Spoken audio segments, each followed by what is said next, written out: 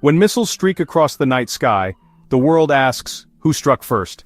This question echoes everywhere, demanding a villain and a victim, a simple story to make sense of chaos. But what if the real beginning is hidden, buried in months of silent conflict, digital skirmishes, and covert moves? The first explosion is rarely the true start.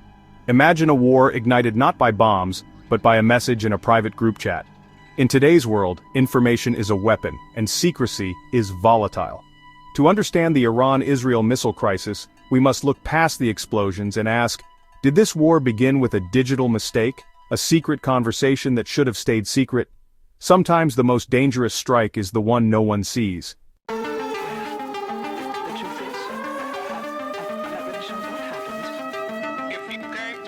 The fuse for this conflict was lit in a signal group chat, not a war room. Inside, influential American figures, politicians, media voices, ex-military, discussed military operations with chilling specificity. Strike confirmed for 1900 Zulu, one message read. These weren't hypotheticals, they were the digital blueprints for real violence. The group included Pete Hegseth, Reverend Mike Waltz, John Ratcliffe, and Senator J.D. Vance, people with power to shape policy and public opinion. Their chat blurred the line between commentary and command, raising questions about who truly pulls the strings. This digital conversation was the unseen prelude to open war. The first strike wasn't a missile, it was a leak. A secret spilled, and the chain reaction began.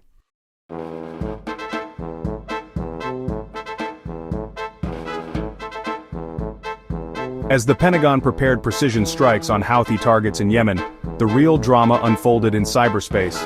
By accident, Jeffrey Goldberg, editor-in-chief of The Atlantic, was added to the secret signal group. Suddenly, he had a front-row seat to real-time strike planning, timing, targets, aircraft movements, all laid bare. Goldberg later confirmed, "I saw real-time strike planning." The Pentagon's most sensitive plans were circulating like casual texts. Before a single bomb fell, the operation's secrecy was shattered by a single careless tap.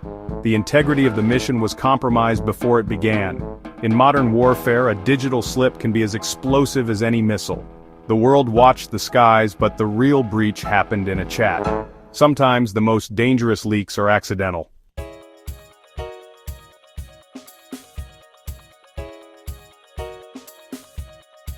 This group chat revealed how informal influence networks operate, outside official channels, beyond strict protocols. Encrypted apps like Signal gave a false sense of security. One mistaken contact and secrecy was destroyed. The leak wasn't a hack, but a human blunder. The chat exposed sources, methods, and precise strike details, intelligence gold for any adversary. It was a direct threat to operational security and the safety of those involved. By bypassing protocols, the group violated the very rules meant to prevent disaster. The signal had leaked, and the consequences were immediate. In the digital age, the weakest link is often human.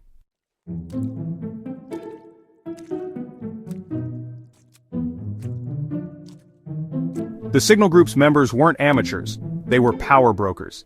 Pete Hegseth, Reverend Mike Waltz, John Ratcliffe, and Senator J.D. Vance formed a potent mix of media, politics, and military experience. Their presence blurred the line between reporting, legislating, and strategizing. They weren't just observers, they shaped the narrative and reality of U.S. foreign policy. Their chat was more than a leak, it was preemptive PR, framing the story before the first strike. This fusion of influence is the new face of modern warfare. In today's conflicts, the battle for perception starts long before the shooting. The real war is often fought in whispers and group chats.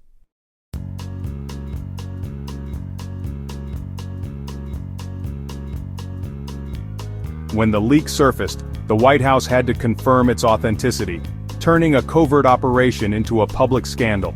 The Pentagon launched an urgent investigation, but the damage was done. Sensitive plans had reached civilians before the first strike.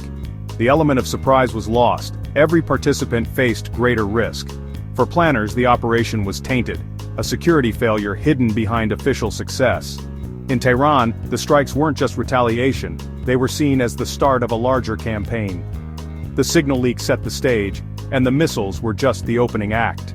In modern war, the first shot is often fired in secret. The consequences echo long before the world hears the blast.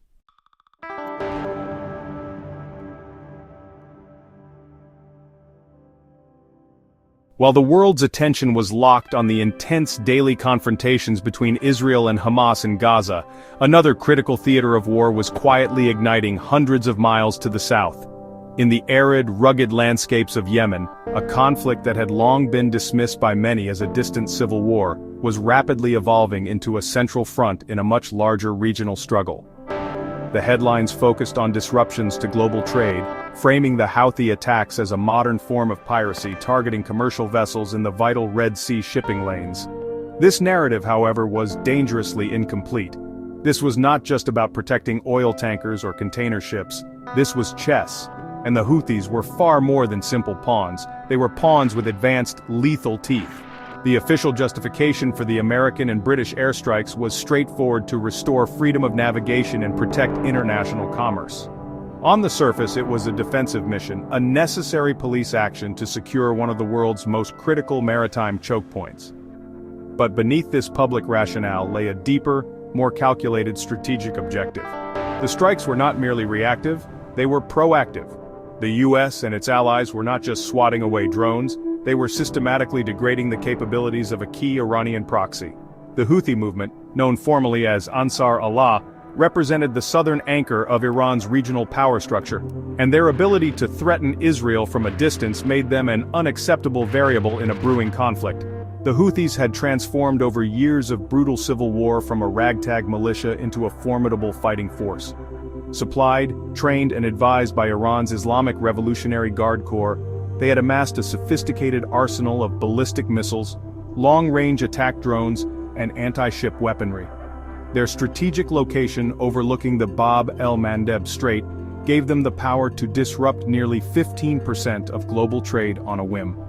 More importantly, their missile technology gave them the reach to strike deep into the Arabian Peninsula and, crucially, as far as southern Israel. They were not just a nuisance, they were a strategic threat, a permanent dagger pointed at the underbelly of Iran's adversaries. In late 2023, when the Houthis escalated their attacks in the Red Sea, they claimed it was an act of solidarity with the Palestinians in Gaza. This provided the perfect pretext for both sides. For the Houthis and Iran, it was a way to exert pressure and demonstrate their relevance on the world stage. For the US and Israel, it provided the justification they needed to begin a campaign of strategic suppression. The ensuing airstrikes were therefore a dual-purpose operation. While they did indeed protect shipping, their primary unspoken goal was to neutralize the Houthis as a military factor before a wider, more direct confrontation with Iran could begin. The game had started, and the first pieces were being cleared from the board.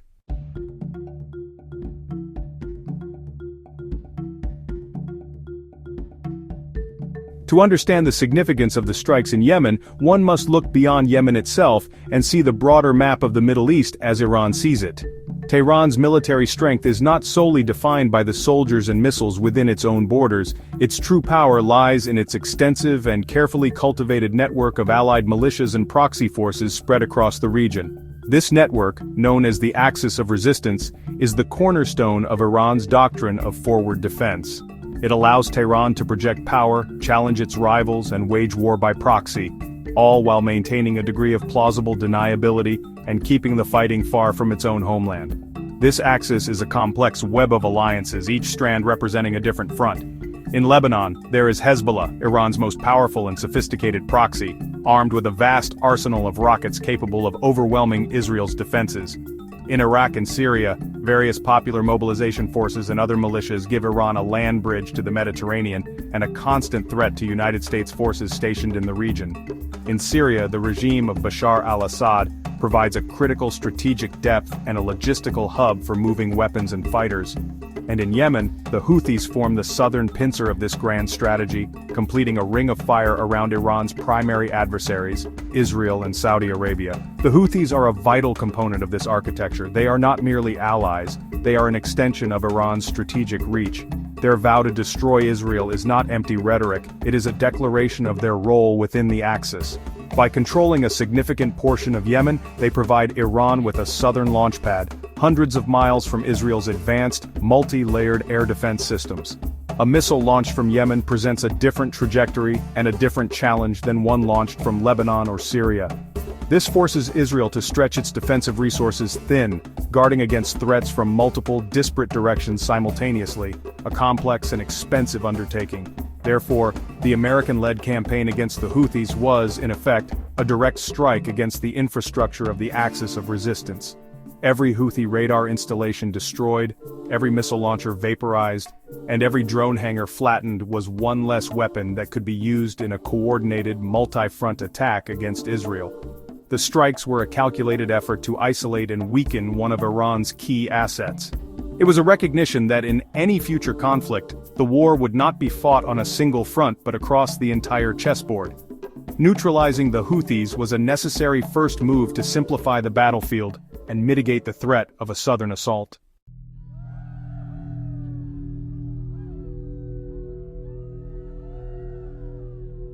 The official statements from the White House and the Pentagon consistently emphasized the defensive nature of the airstrikes in Yemen. They were framed as proportionate and necessary actions taken to protect international law and maritime security. News footage broadcasted by Western media showed United States Navy warships intercepting Houthi drones and missiles, reinforcing the narrative of a protective shield. However, the targets selected for these strikes told a very different story. This was not a defensive holding pattern. This was a systematic and aggressive offensive campaign designed to dismantle the Houthis' capacity to wage war. A mission of strategic suppression. The coalition forces were not just firing warning shots or striking empty desert patches. The target packages were meticulously planned to inflict maximum damage on the Houthis' offensive capabilities. United States and British warplanes armed with precision-guided munitions flew deep into Yemeni territory to strike high-value military assets. They targeted coastal radar sites that were essential for spotting and targeting ships in the Red Sea. They hit underground weapons depots and hardened storage bunkers where Iran-supplied missiles and drones were kept. They systematically destroyed command and control centers, disrupting the Houthis' ability to coordinate complex, long-range attacks. These were not the actions of a power simply trying to deter piracy. This was a surgical removal of an enemy's military infrastructure. The strikes were designed to blind, deafen, and disarm the Houthis. By taking out their radar, the coalition made it harder for them to see. By destroying their command centers, they made it harder for them to think. And by blowing up their missile and drone stockpiles, they made it harder for them to fight. Each successful strike was another piece removed from Iran's strategic arsenal, degrading a launch pad that Tehran had spent years building and fortifying. The mission was clear: to systematically neutralize this southern threat. This pattern of attack, targeting infrastructure, logistics, and command capabilities, is a classic feature of a softening-up campaign. It is the phase of warfare that precedes a larger operation, designed to weaken the enemy and shape the battlefield to one's advantage. The world had seen this playbook before in the opening stages of conflicts in Iraq, Libya, and Afghanistan. The strikes in Yemen were not an end in themselves, they were a means to an end. They were the preparatory phase, the necessary groundwork being laid before the main event. It was a clear signal that the United States and its allies were not just reacting to the present, but were actively preparing for the future.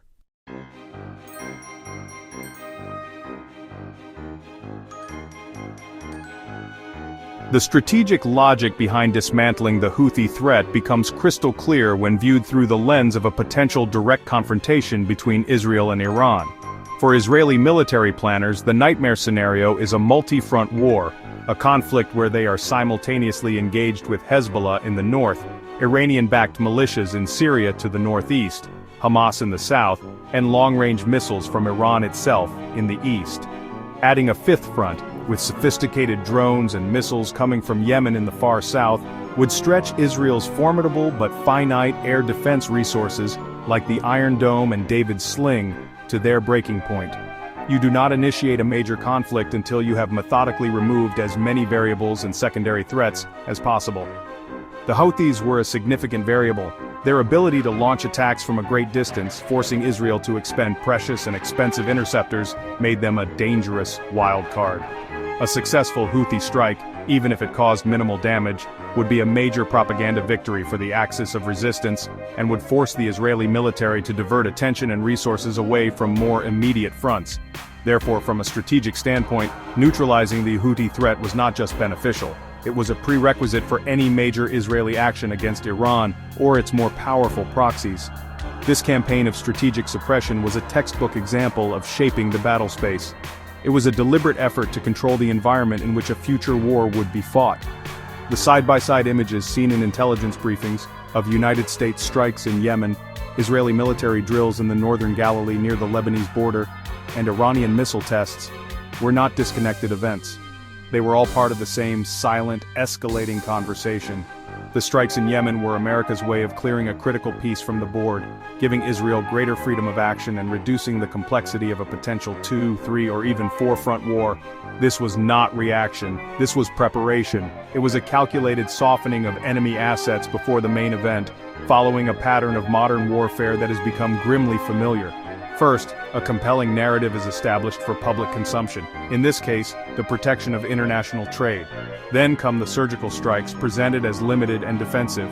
Finally, with the secondary threats removed and the battlefield shaped, the door is opened for the primary conflict to begin. The strikes against the Houthis were step one in a much larger and more dangerous sequence.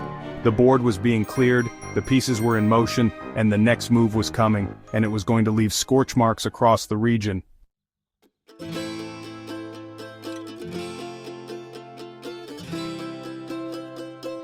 From the vantage point of Washington or Tel Aviv, Iran is often cast in a simple, unambiguous role: the aggressor, the sponsor of terror, the primary source of instability in the Middle East. It is a narrative that paints Iran's actions as unprovoked, driven by a radical ideology bent on regional domination. But to understand the missile launches and the mobilization of proxies, one must look at the world through Tehran's eyes. From their perspective, Iran is not the predator. It is the wounded animal, cornered after decades of attacks, finally and furiously baring its teeth. What the West labels as retaliation or aggression, Iran views as a long overdue response, a necessary act of self-preservation in a hostile world. This perspective is not born from paranoia but from a deeply ingrained national memory of grievance and betrayal. For the Iranian leadership and much of its populace, the current conflict is not a new war but merely the latest chapter in a struggle that has been waged against them for generations. They see a consistent pattern of Western interference aimed at undermining their sovereignty and thwarting their ambitions. To them, the recent strikes by the United States and Israel are not isolated incidents but a continuation of a long-standing campaign. In this context, their own missile barrages are not the first shot, but a receipt for a debt of pain that has been accumulating for decades. The language used by Iranian officials reflects this deep-seated sense of victimhood and defiance. When they speak of strategic patience ending, they are referring to a policy of absorbing blows, sanctions, sabotage, assassinations, without engaging in direct, overt military confrontation. The decision to launch hundreds of missiles directly at Israeli territory marked a fundamental shift in this doctrine. It was a declaration that the era of absorbing punches was over. This was not just a military calculation, it was a deeply emotional and psychological turning point. A nation deciding it would rather fight and risk annihilation than continue to endure what it perceives as a slow, humiliating death by 1,000 cuts. Therefore, to dismiss Iran's actions as simple aggression is to ignore the powerful narrative that fuels them. It is a narrative built on a foundation of historical wounds, perceived injustices, and a fierce, almost desperate national pride. The West sees an irrational and dangerous rogue state, but Iran sees itself as a revolutionary power standing up to a global hegemon that has sought to dominate it at every turn. What we call retaliation, they call resistance. And what we see as a dangerous escalation, they see as the inevitable consequence of a war that, for them, has never truly ended.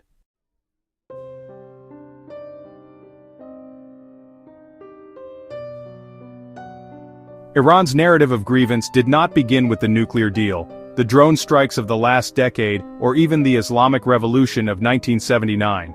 Its roots stretch back much further, to a pivotal moment that has scarred the nation's psyche, the year 1953. This was when a CIA and MI6-backed coup overthrew Iran's democratically elected Prime Minister, Mohammad Mossadegh, who had dared to nationalize the country's oil industry. This act installed the Shah, a monarch whose repressive, pro-Western regime ruled for a quarter century. For Iranians, this was the original sin, a clear message that their national sovereignty was conditional and could be revoked at any time by foreign powers. This historical wound festered and deepened over the years. Following the 1979 revolution that ousted the Shah, Iran found itself facing a new existential threat in the form of Saddam Hussein's Iraq. The brutal Iran-Iraq War, which lasted for 8 devastating years and claimed up to 1 million lives, was seen by Tehran not as a regional dispute, but as a war waged by a Western proxy. The United States and its allies provided intelligence, financial support, and weaponry to Saddam's regime, even as he used chemical weapons against Iranian soldiers and civilians. This cemented the belief in Tehran that the West would stop at nothing to see the Islamic Republic destroyed. After the war, the weapons of choice shifted from tanks and poison gas to economic strangulation. Decades of crippling international sanctions led by the United States have choked Iran's economy, impoverished its people, and isolated it from the global community. While intended to curb Iran's nuclear ambitions and regional influence, these sanctions are perceived by Iranians as a form of collective punishment, a relentless siege designed to foment internal collapse. Each new round of sanctions has only hardened their resolve and reinforced the narrative that the West's ultimate goal is not containment, but regime change, a continuation of the 1953 coup by other, more insidious means. This long and painful history forms the bedrock of Iran's foreign policy and its deep-seated mistrust of the West. Every action taken by the United States or Israel today is filtered through this lens of past betrayals. The strikes on their proxies, the intelligence leaks, and the military posturing are not seen as new developments, but as familiar tactics in a 70-year shadow war. To understand why Iran fires missiles today, one must first understand the deep scars left by decades of coups, proxy wars, and economic sieges. For Iran, history is not in the past, it is a living, breathing force that shapes every strategic decision.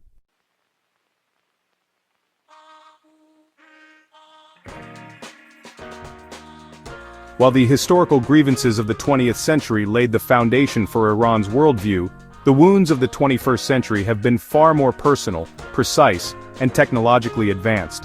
The shadow war evolved from broad geopolitical maneuvers to targeted attacks aimed at the heart of Iran's scientific and military establishments.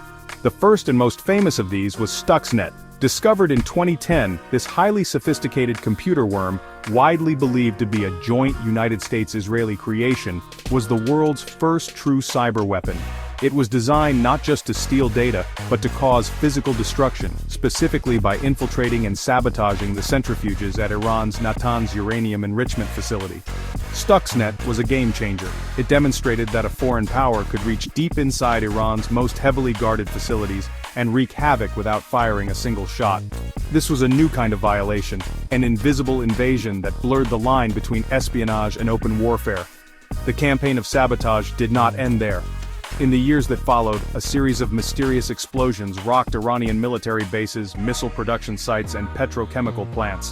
While no one claimed responsibility, the incidents were widely attributed to Israeli intelligence. For Tehran, their homeland was no longer a sanctuary. It was a battlefield where the enemy could strike at will, silently, and with devastating effect.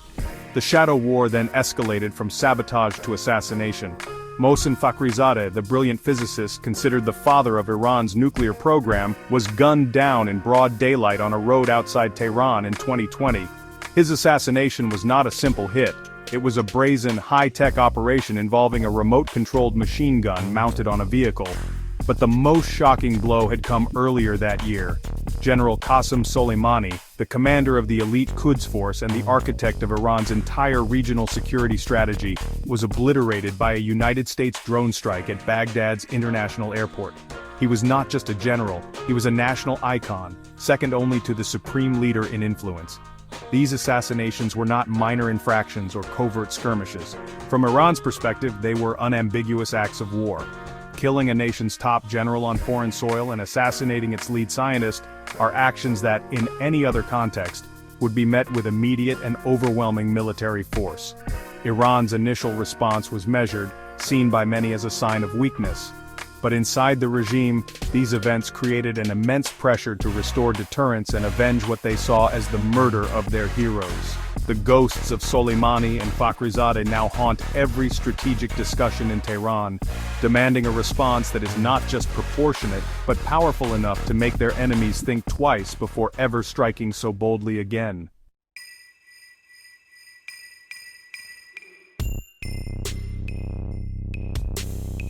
For years, Iran's response to these attacks was to operate in the very shadows from which it was being targeted.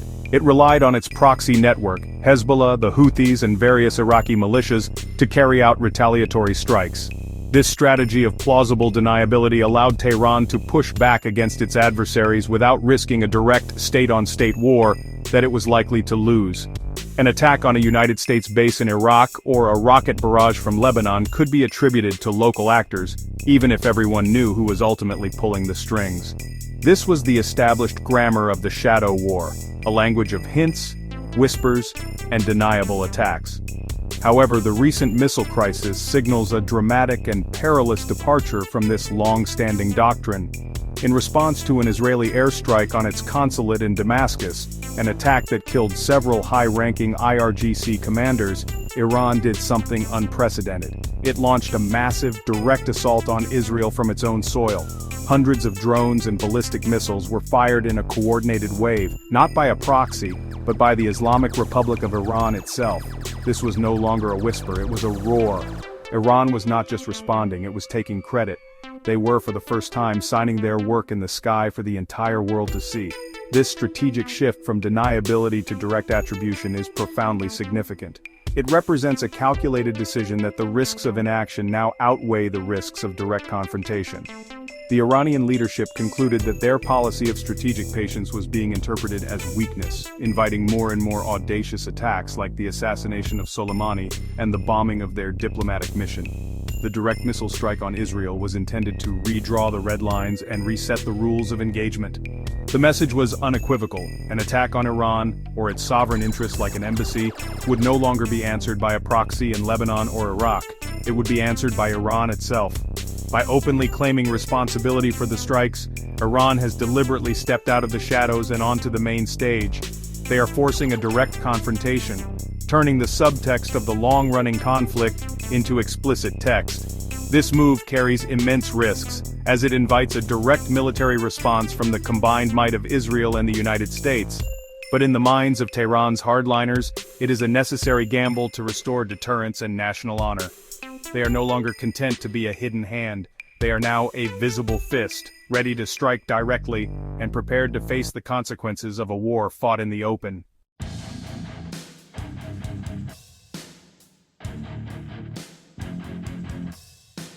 In the grand narrative spun by Tehran's leadership, this new era of direct confrontation is framed as a defense of national dignity.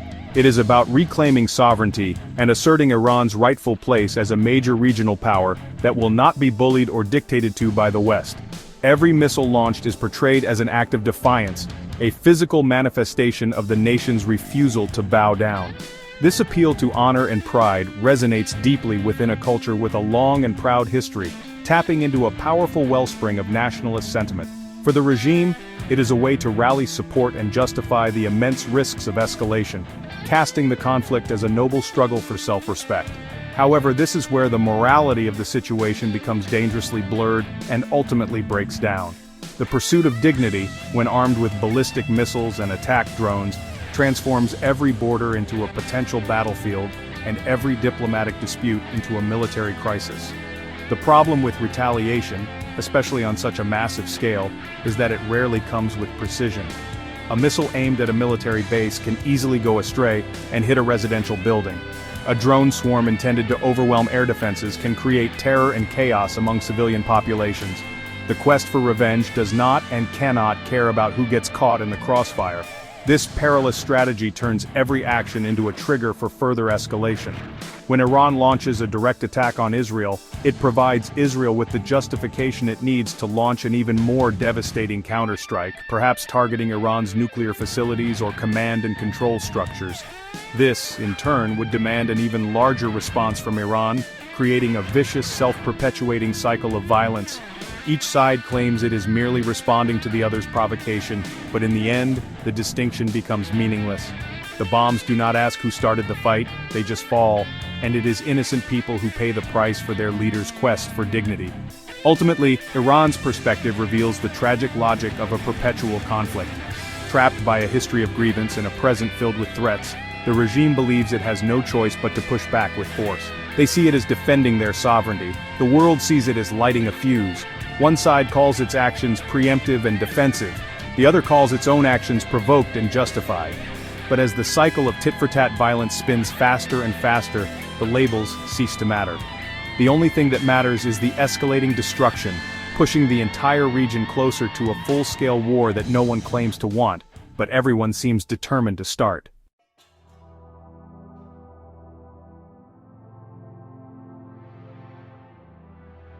This is how a regional crisis spirals into a full-blown war. It does not happen with a grand declaration or a formal vote in a parliament. It happens in the small, calculated delays between one strike and the next. It unfolds not in a decisive surrender, but in the tense, ominous silence that follows an attack, a silence where both sides are planning their next move. The slide into chaos is not marked by a single seismic headline, but by hundreds of smaller ones, each detailing another strike, another retaliation, another death. This is the escalation loop, a deadly feedback mechanism where the violence itself becomes the fuel for more violence. The logic of this loop is deceptively simple and dangerously powerful. Each side, whether it is Israel, Iran, or the United States, frames its military actions as a response. Israel claims it is responding to a proxy attack.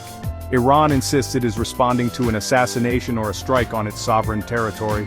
The United States states it is responding to threats against its forces or international shipping. But in the cold calculus of conflict, a response is still in action. It is another move on the chessboard, another piece of violence added to the equation. And every action, no matter how justified it may seem to the one taking it, inevitably provokes a reaction. This creates a self-perpetuating cycle that is incredibly difficult to break. An Israeli strike on an Iranian target in Syria is seen in Tel Aviv as a necessary defensive measure. In Tehran, it is seen as an unprovoked act of aggression that demands retribution. Iran's subsequent missile barrage is then viewed in Israel as proof of Iranian hostility, justifying an even stronger counterstrike. The loop feeds on itself, with each turn of the screw making the next turn seem not only logical, but necessary. The original cause of the conflict gets lost in the fog, replaced by a simple, brutal imperative: hit back, but hit back harder. In this dynamic, stopping is seen as a sign of weakness. De-escalation is framed as surrender. The political and military leaders on all sides become trapped by their own rhetoric of strength and resolve. To back down would be to lose face, to embolden the enemy, and to risk being seen as weak by their own population. And so, they continue to spin the wheel, each believing they are acting rationally to defend their national interests. They fail to see that they are no longer in control. The loop itself is in control, pulling everyone deeper into a conflict that no one wants, but no one knows how to stop.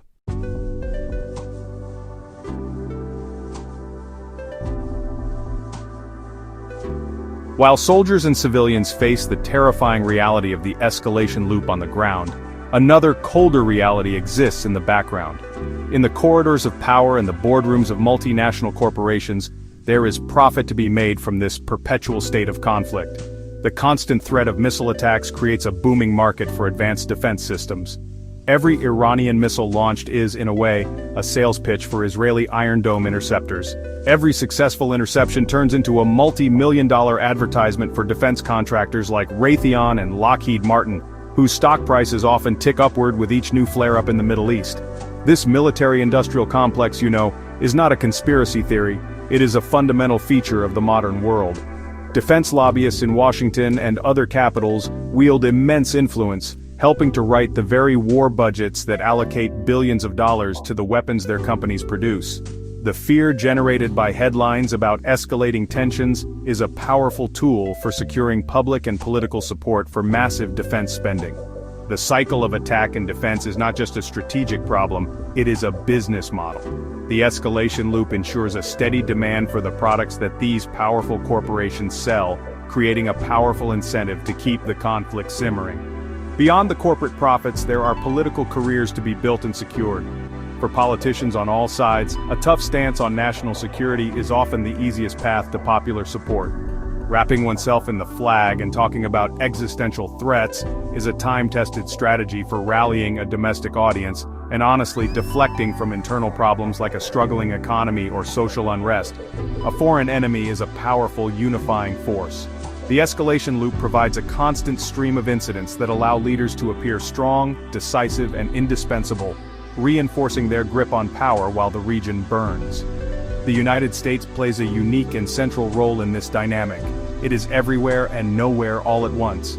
It maintains a vast network of military bases across the region, from Al Tanf in Syria to sprawling airfields in Qatar and naval fleets in Bahrain. Officially, there are no American boots on the ground fighting in Israel, yet American-made bombs fall from Israeli jets and American warships launch missiles in support. The United States has not declared war, but American soldiers are being targeted by Iranian proxies, and some are being buried. This posture of being an armed, yet undeclared participant keeps the conflict contained enough to avoid a world war, but hot enough to justify the immense political and financial investment in the region.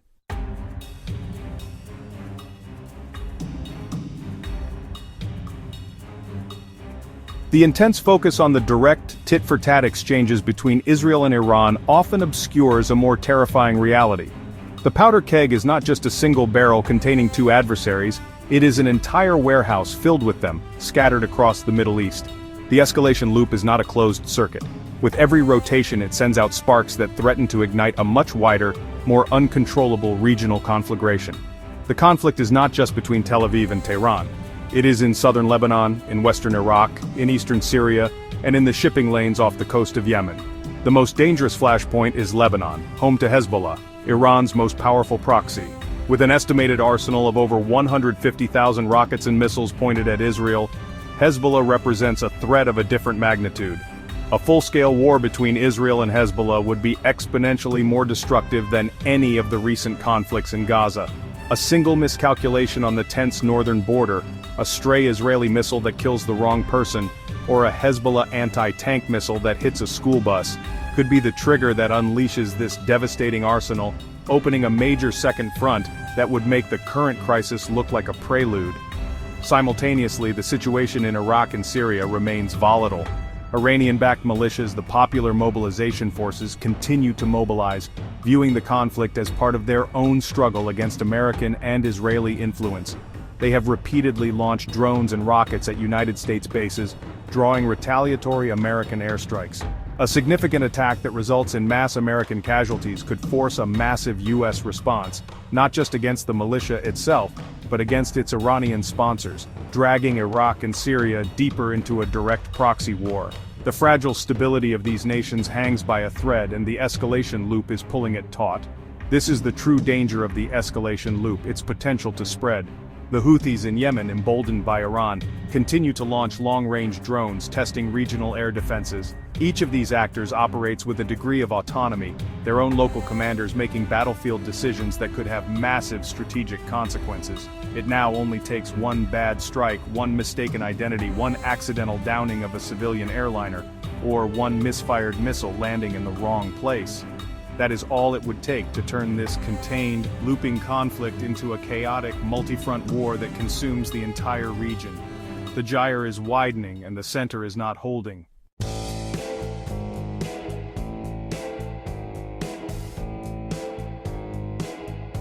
Just as the dynamics of the conflict seem to be spiraling out of control, a new and deeply unsettling variable has been added to the mix. The escalation is no longer confined to the physical world of missiles, drones, and soldiers. It has expanded into the digital realm, the unseen world of cyber warfare. This is the new frontier of conflict, where the next major attack might not be a loud explosion but a silent, flickering line of code. The targets are not just military bases, but the critical infrastructure that underpins modern society. Power grids, water purification plants, financial systems, and even nuclear facilities are now on the front line. For years, Iran and Israel have been engaged in a clandestine cyber war, but the stakes are now higher than ever. A successful hack could be as devastating as a physical bombing campaign.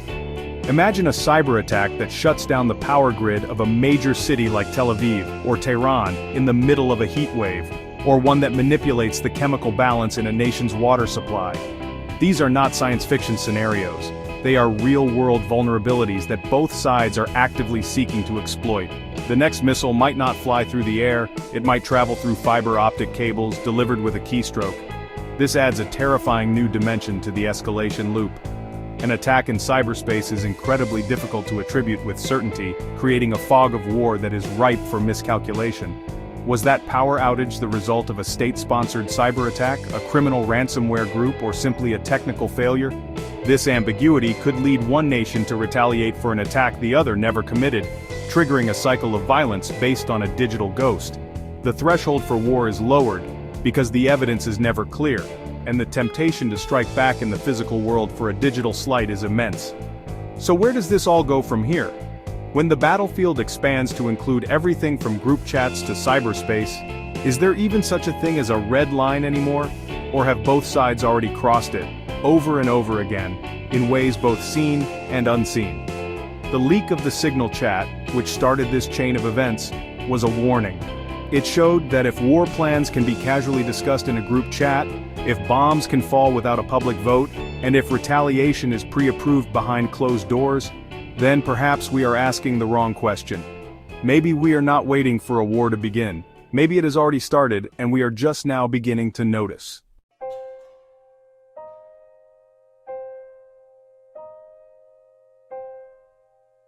We have journeyed through the labyrinth of a conflict that defies simple explanation, a war fought as much in the shadows as it is under the glare of missile fire. We began with the explosive revelations of a leaked Signal chat, a moment of digital carelessness that tore the veil from a covert world of influence and preemptive action. This single error exposed how the architecture of modern conflict is being drafted not in war rooms, but in encrypted conversations among a powerful few. The strikes that followed in Yemen were not just a response to pirates, they were a calculated move on a grand chessboard, an effort to disarm a key Iranian asset before the main event, revealing the cold strategic logic that underpins the chaos. From there, we explored the deep historical wounds that fuel Iran's perspective, a 70-year narrative of grievance stretching from the 1953 coup to the modern assassinations of its top scientists and generals. This history helps explain, though it does not excuse, why Tehran shifted its strategy from the plausible deniability of proxy warfare to the terrifying clarity of direct missile assaults. It is a desperate gamble for what its leaders call dignity, a perilous defense that has trapped the entire region in a deadly escalation loop. In this cycle, every action is framed as a reaction, and every response only serves to provoke a fiercer counter-response, pulling everyone deeper into the abyss. This is the nature of the shadow war.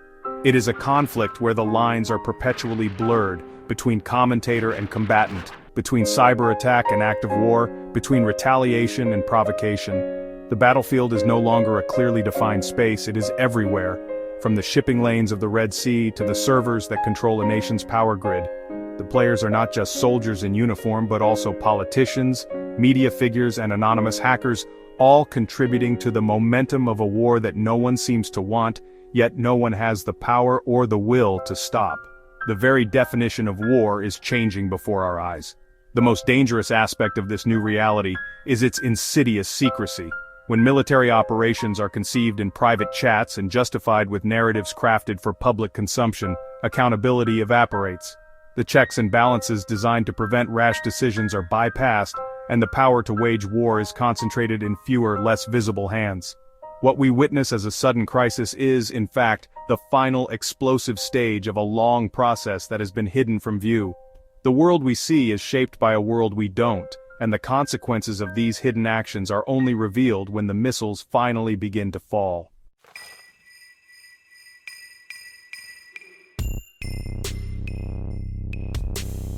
The ancient Greek dramatist Aeschylus is often credited with the timeless aphorism, "In war, truth is the first casualty."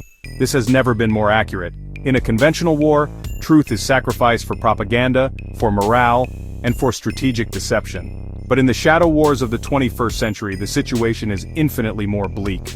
Here, truth is not merely a casualty. In many cases, it never even gets a chance to be born. It is strangled at inception by layers of secrecy, plausible deniability, and the impenetrable fog of digital conflict. We are left to piece together a reality from leaks, anonymous sources, and official statements that are themselves weapons in the information war. This entire crisis, from the signal leak to the missile exchanges, serves as a stark and urgent warning. It reveals a world where the mechanisms of conflict have outpaced our ability to understand or control them.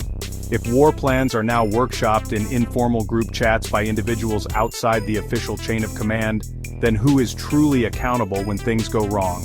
If a nation's critical infrastructure can be crippled by an unseen cyber weapon, how can a proportionate response ever be calibrated? These are the questions that define our era, and our inability to answer them leaves us dangerously adrift in a sea of escalating threats. We are left with a conflict where every side claims the mantle of the victim, each pointing to a long list of grievances to justify their next move.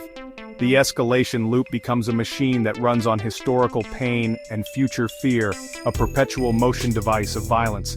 But the missiles themselves are indifferent to these narratives. They do not care about the 1953 coup or the assassination of a general. They do not distinguish between a military target and a civilian apartment block. They are the ultimate expression of a failure of politics, of diplomacy, and of humanity. They are the final, brutal punctuation mark in a conversation where everyone is shouting and no one is listening. Therefore, the responsibility falls to us, the global audience, to do what the architects of this conflict will not, to ask better questions. We must look beyond the simple, satisfying query of who struck first, and instead, ask why. We must demand transparency, challenge the narratives we are fed, and resist the pull of simplistic, binary thinking. The shadow war thrives in darkness and apathy. The only antidote is vigilance. We must stay awake, for the war that seems distant and hidden may have already shaped our world, and its next move may be closer than we think. The truth may be elusive, but the search for it is the only defense we have left.